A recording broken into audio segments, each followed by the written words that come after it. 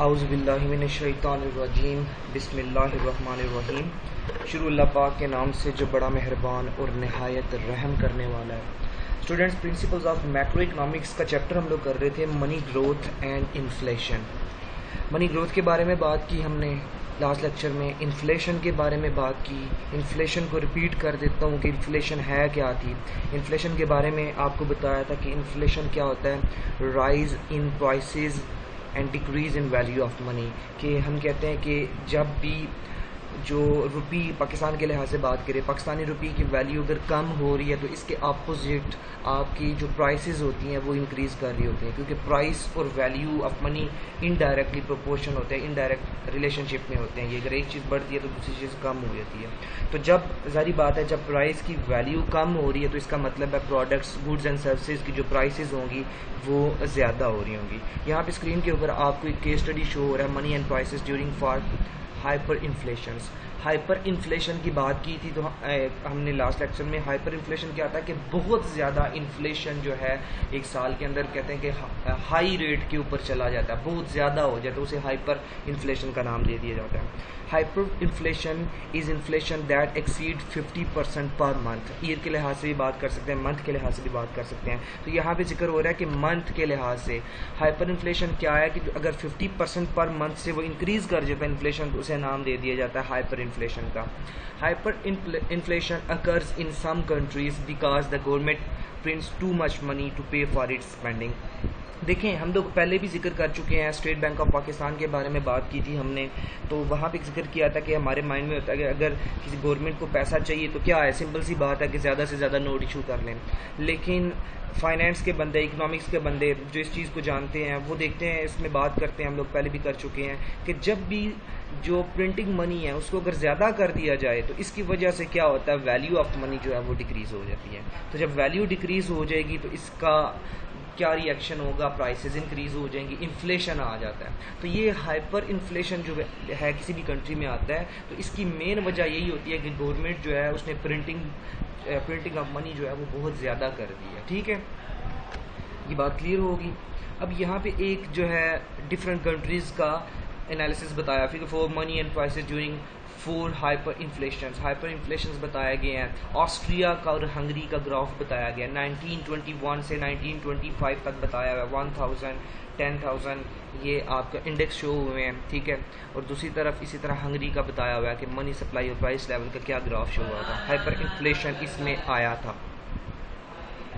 ठीक है, नेक्स्ट इसके बाद जर्मनी और पोलैंड का शो हो रहा है आपके पास। ठीक है, ये एनालिसिस कुछ बताए हुए हैं। अब नेक्स्ट एक चीज़ आ जाती है आपके पास, नेक्स्ट टॉपिक आ जाता है the inflation tax. Inflation tax क्या चीज़ है? When the government raises revenue by printing money it is said to levy an inflation tax.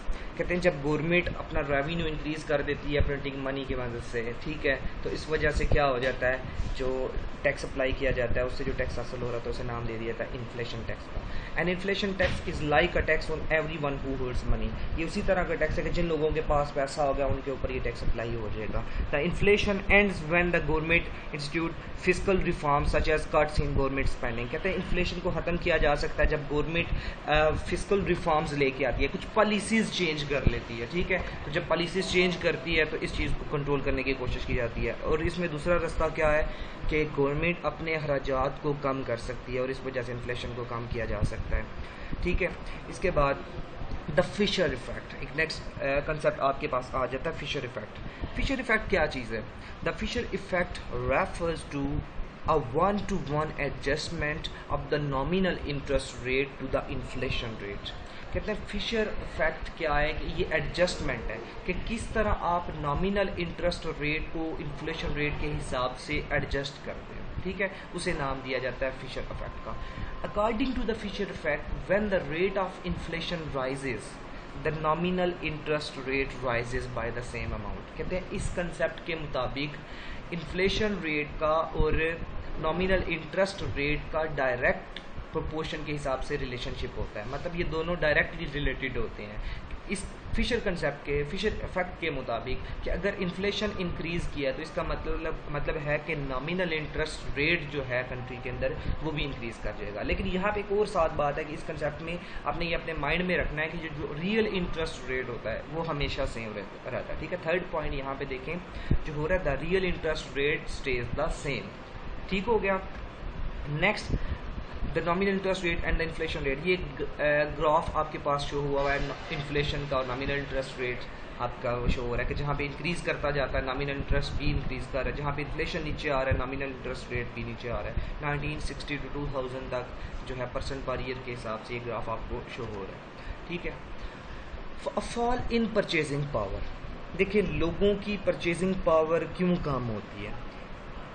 हमारे माइंड में आता है कि इन्फ्लेशन की वजह से, ज़ाहिर बात है जब प्राइसेस बहुत ज़्यादा हो जानी है तो लोगों की परचेजिंग पावर जो है वो कम हो जानी है। लेकिन यहाँ पे अपने माइंड में रखनी है, inflation does not in itself reduce people's real purchasing power. कहते हैं कि डायरेक्टली इन्फ्लेशन लोगों की परचेजिंग पावर को कम नहीं करता, लेकिन हम ये ज़रूर कहेंगे कि ये कम करता है, लेकिन किस तरह, इनडायरेक्ट वेज में। इनडायरेक्ट वेज कौन से हैं, उनके लिए आपको यहाँ पे स्क्रीन के ऊपर शो हो रही हैं the cost of inflation. Inflation के क्या असरात पड़ते हैं जिनकी वजह से जो है परचेजिंग पावर लोगों के कम हो जाती है। इसमें shoe leather cost, menu cost, relative price variability, tax distortions, confusion and inconvenience, arbitrary redistribution of wealth, ये कुछ पॉइंट्स बताए हुए हैं जिनको हम वन बाय वन डिस्कस करेंगे। शू लेदर कॉस्ट क्या चीज़ें हैं? Shoe leather cost are the resources wasted when inflation encourages people to reduce their money holdings. कहता है शू लेदर कॉस्ट बेसिकली क्या चीज़ है, लोगों के जो रिसोर्सेज होते हैं वो ज़ाया हो जाते हैं।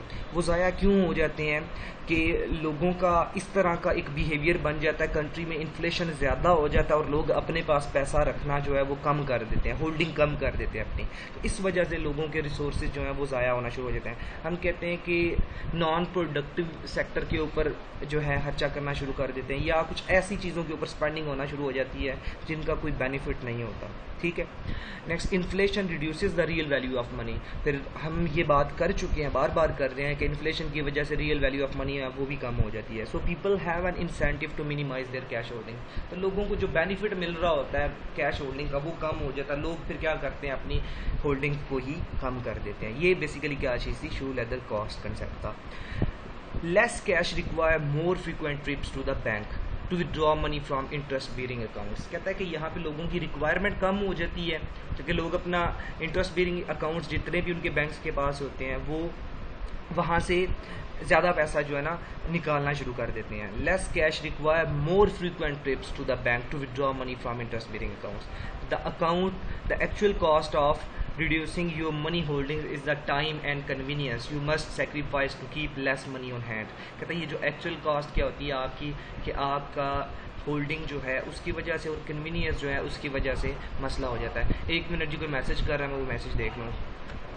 Also extra trips to the bank take time away from productive activities. कहता है कि जब बार बार आपको बैंक जाना पड़ रहा है, आपका टाइम का ज़्यादा भी हो रहा है, तो ये शू लेदर कॉस्ट जो है इसकी वजह से वो आपका इफेक्ट पड़ रहा है, ठीक है। इसके बाद नेक्स्ट बात की जाती है, आपके पास आ जाती है मेन्यू कॉस्ट। मेन्यू कॉस्ट और the cost of adjusting prices. कहते हैं मेन्यू कॉस्ट बेसिकली क्या है कि प्राइस की जो एडजस्टमेंट कर रहे होते हैं उसके ऊपर खर्चा होता है। देखिए एक जनरल सी बात आपको बताता हूँ, जब कंट्री में इन्फ्लेशन है और इन्फ्लेशन चेंज हो रहा है, मतलब प्राइसेस उसकी वजह से चेंज हो रही हैं, तो जब कंटिन्यूसली प्राइसेस चेंज हो रही हैं तो उनके ऊपर आपको दोबारा से नए टैक्स बनाना पड़ेंगे। एक बात कर रहा हूँ कि सपोज आप आउटफिटर्स की एग्जांपल ले लें, वो भी अपनी प्राइसेस चेंज कर रहे हैं, तो सारी बात है जब नई प्राइसेस आएंगे नए टैक्स बनाए जाएंगे, नई उनके ऊपर प्रिंटिंग होगी, तो इस वजह से क्या होगा, कॉस्ट एक्स्ट्रा हो जाएगी, ठीक है। इस चीज़ को हम मेन्यू कॉस्ट का नाम देते हैं। During inflationary times it is necessary to update price lists and other posted prices.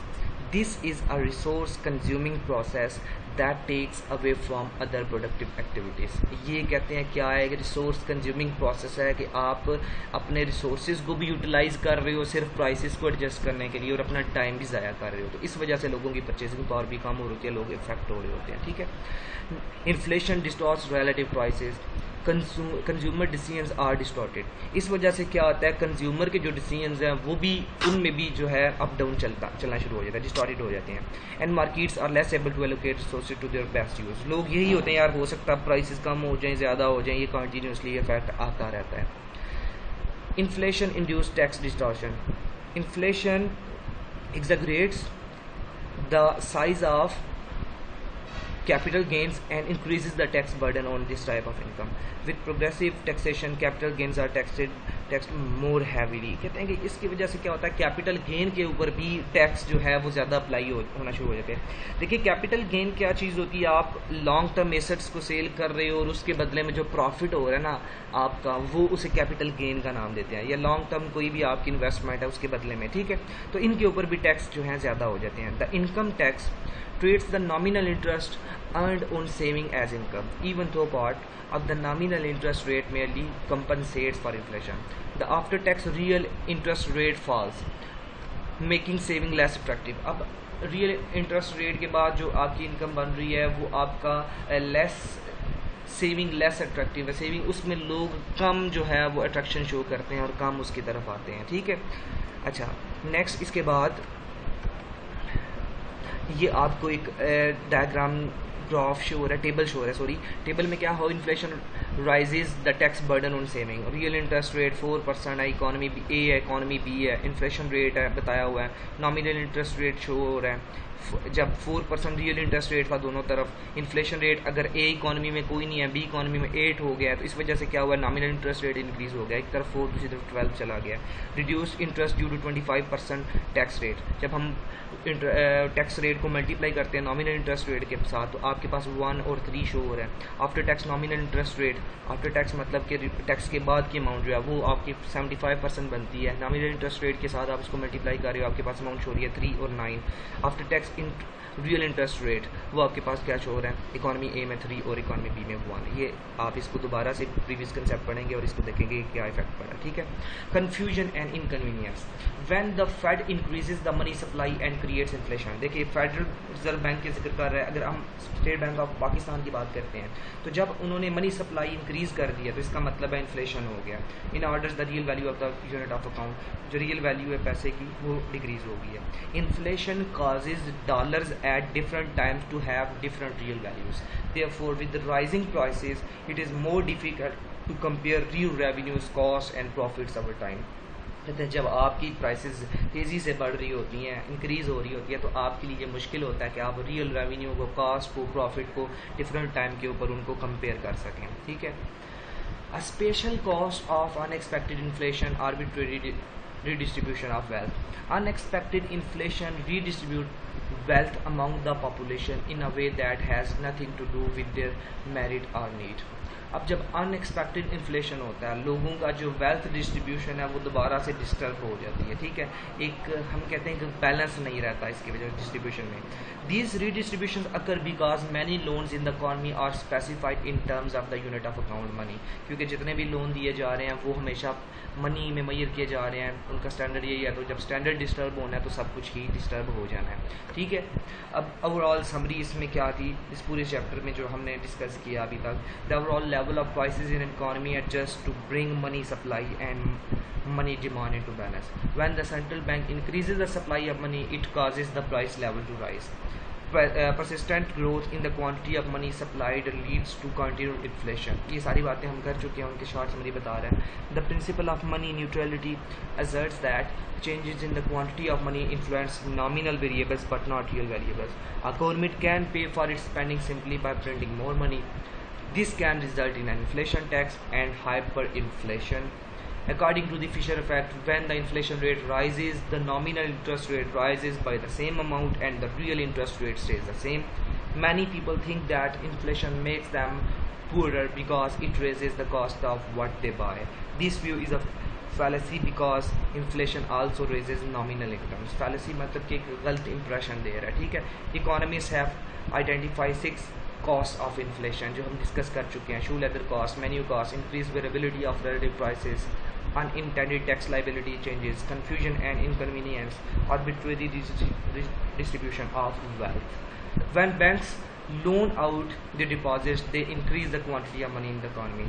Because the Fed cannot control the amount bankers choose to lend or the amount households choose to deposit in banks, the Fed's control of the money supply is imperfect.